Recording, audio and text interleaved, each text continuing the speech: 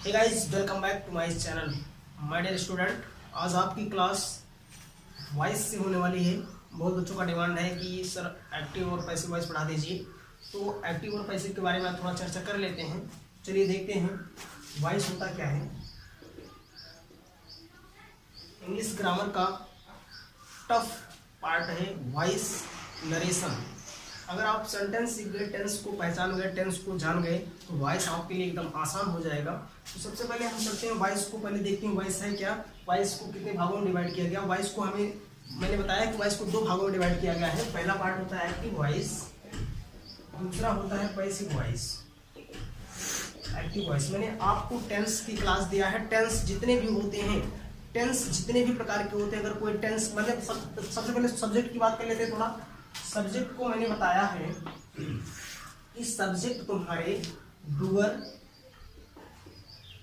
और non doer हो सकते हैं, लिविंग भी हो सकते हैं, नॉन लिविंग भी हो सकते हैं।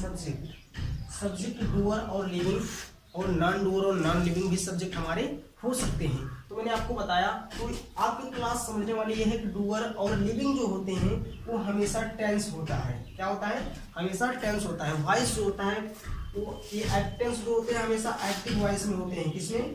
टेंस ऑलवेज एक्टिव वॉइस में लिखे जाते हैं, एक्टिव वॉइस में समझे जाते हैं। हमारा एक्टिव वॉइस नहीं होता है। तो पैसिव वॉइस जो हमारा होता है, जो अगर हमारा सब्जेक्ट नॉन डूअर और नॉन लिविंग होता है तो हम उसको कहते हैं पैसिव वॉइस। जैसे हमारा ये है, क्या है? पैसिव होगा। क्या होगा? पैसिव होगा। मतलब कि अगर हमारा सब्जेक्ट नॉन डूअर हुआ या नॉन लिविंग हुआ तो हमारा पैसिव वॉइस सेंटेंस होगा। तो चलिए मैं आपको सिखाता हूं। बहुत लोग कहते हैं कि सब्जेक्ट डूअर ही होता है, अगर डूअर होता है तो नॉन डूअर भी सब्जेक्ट होता है। चलिए मैं एग्जांपल के साथ आपको सिखाने का प्रयास करूंगा, तो एग्जांपल भी आपको देता रहूंगा। अगर सब्जेक्ट तुम्हारा डूअर है, जैसे राम स्कूल जाता है, राम सब्जेक्ट हो गया, डूअर हो गया। अगर भाई मैंने कहा कि मैंने क्या कहा कि सब्जियां बेची जाती हैं, जैसे मैंने कह दिया कि एग्जांपल सब्जियां बेची जाती हैं, तो सब्जियां भाई कोई काम तो कर नहीं रहा है, तो का सब्जेक्ट नहीं होगा? सब्जेक्ट तो होगा भाई। कोई जरूरी नहीं है कि डूअर ही सब्जेक्ट हो, डूअर भी सब्जेक्ट हो सकता है, नॉन डूअर भी हो सकता है, लिविंग भी हो सकता है। नॉन लिविंग फर्क कितना होता है? डूअर और लिविंग जो होता है हमारा एक्टिव वॉइस का होता है, प्लस नॉन डूअर और नॉन लिविंग जो होता है वो हमेशा मेरे लिए क्या होता है? Passive voice. तो चलिए हम आपको समझाते हैं बेहतरीन तरीके से। इसको साफ करके फिर आपको बेहतरीन तरीके से सिखाने का प्रयास किया जाएगा कि नॉन डूअर क्या है, लिविंग क्या है, सब कुछ एक क्लास आपको एकदम डिटेल्स में मिलेगी। तो चलिए देखते हैं।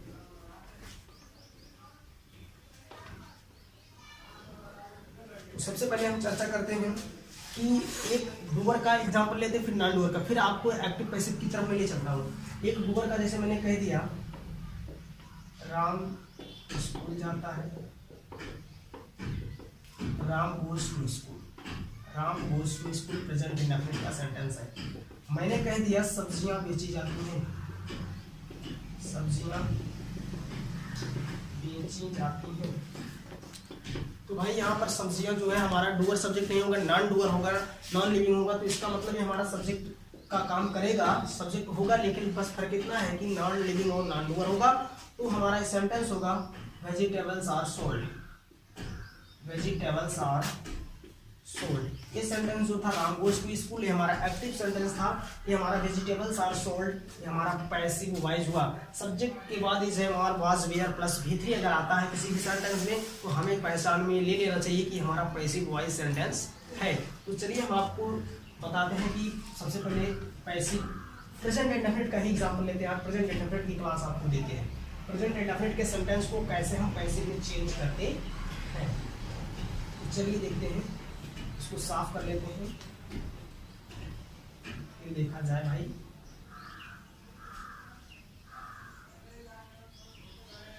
तो आइए आपको हम देखते हैं कि हमारा जो है प्रेजेंट इंडेफिनिट के सेंटेंस को हम कैसे पैसिव वॉइस में चेंज करते हैं।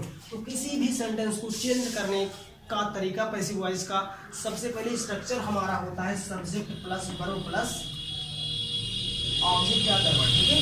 तो हमें सबसे पहले चेंज करने का, कोई भी पैसिव वॉइस चेंज करने का तरीका ये होता है, जो हमारा ऑब्जेक्ट होता है पैसिव वॉइस बनाते समय हम उसको सब्जेक्ट बनाते हैं अगर ये एक्टिव में है।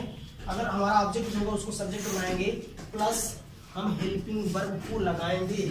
हेल्पिंग वर्ब को लगाएंगे, जैसे प्रेजेंट इंडेफिनिट का होगा तो इज एम आर लगाएंगे, पास्ट इंडेफिनिट का होगा तो वाज वेयर लगाएंगे। इस प्रकार से हम हेल्पिंग वर्ब को लगाते हैं। प्लस उसके बाद जो हमारा सेंटेंस में हमारे सेंटेंस जो हमारा कोई भी टेंस किसी भी टेंस का सेंटेंस होगा, V1 होगा, V2 होगी, V3 होगी, V5 होगी, कुछ भी होगा, V4 होगा, तो हमें पैसिव वॉइस बनाते समय हमें हमेशा जो है वर्ब की थर्ड फॉर्म की जरूरत होती है। तो इसका मतलब वर्ब की थर्ड फॉर्म मुझे याद करना जरूरी है।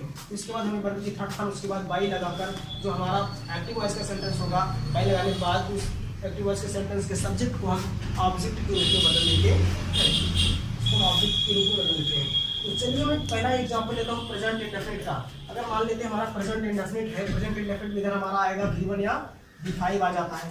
प्रेजेंट इंडेफिनिट हमारा आएगा V1 या V5, एक्टिव वॉइस का सेंटेंस होगा, सब्जेक्ट प्लस V1 या V5 प्लस अदर वर्ड आएगा। तो अगर उसका हम पैसिव बनाएंगे तो भाई हेल्पिंग वर्ब हमारा क्या लगेगा, मैंने अभी आपको बताया हेल्पिंग वर्ब हमारा इज लगेगा, एम लगेगा या आर लगेगा। इज एम आर में से कोई भी एक हेल्पिंग वर्ब लगाकर वर्ब की थर्ड फॉर्म का प्रयोग करके बाई लगा के ऑब्जेक्ट को हम लिख देते हैं। तो चलिए एक एग्जांपल देखते हैं। पहला एग्जांपल आपके सामने रखता हूं मैं, आई रीड अ बुक, मैंने लिख लिया एकदम simple example, I read a book, मैं एक किताब पढ़ता हूँ, आई रीड अ बुक। अब मैंने आपको कहा कि सबसे पहले ऑब्जेक्ट जो होगा, ऑब्जेक्ट को हम सब्जेक्ट बनाएंगे, अ बुक हमारा ऑब्जेक्ट है, इसको सब्जेक्ट बनाएंगे तो हो जाएगा अ book.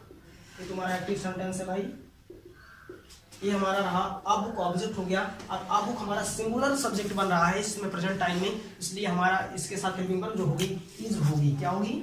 Is. Singular subject plus singular verb, singular subject तो सिंगुलर वर्ब लेगा हमेशा, हमेशा के लिए कॉन्सेप्ट याद रखना। अ बुक इज, ये तुम्हारा रीड जो है V1 है, क्योंकि सब्जेक्ट फर्स्ट पर्सन है। प्रेजेंट इंडेफिनिट में अगर सब्जेक्ट फर्स्ट पर्सन होता है तो वर्ब की फर्स्ट फॉर्म ही आती है। तो अ book is red, spelling same, pronunciation change. A book is red, अब हम लगाएंगे बाई, बाई लगाकर आई को मैंने ऑब्जेक्ट बनाया me, a book is read by me. तो चलिए मेरे दोस्त, इस प्रकार से आप एग्जाम्पल बनाते रहिए। अब मिलते हैं अगले वीडियो में। Thank you so much.